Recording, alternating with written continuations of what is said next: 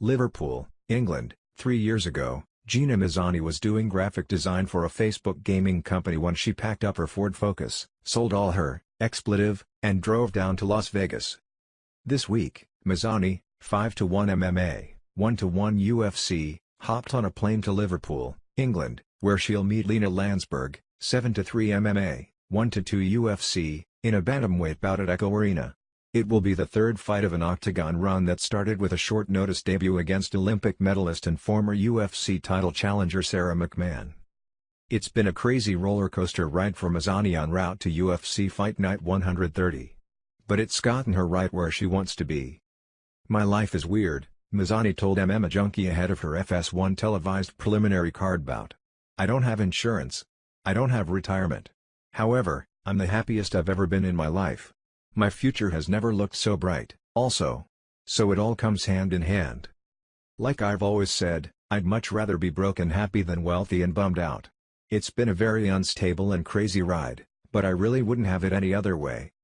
While neither Mazany nor Lansberg are fighting in front of a home crowd, Lansberg has somewhat of a territorial advantage here, considering the much shorter flight from Sweden. Still, Mazany isn't complaining. Considering she signed a bout agreement to meet another human inside a cage, she ponders, the adjustments that come with international traveling are just first-world problems. In any case, it doesn't seem like long flights and time zone adjustments are that big of a problem for Mazany. For her last performance, for instance, she went all the way to China, where she beat local product Yanan Wu to earn her first win under the UFC banner. And while that win came after a rough welcome to the octagon, it may not have happened at all hadn't it been for it.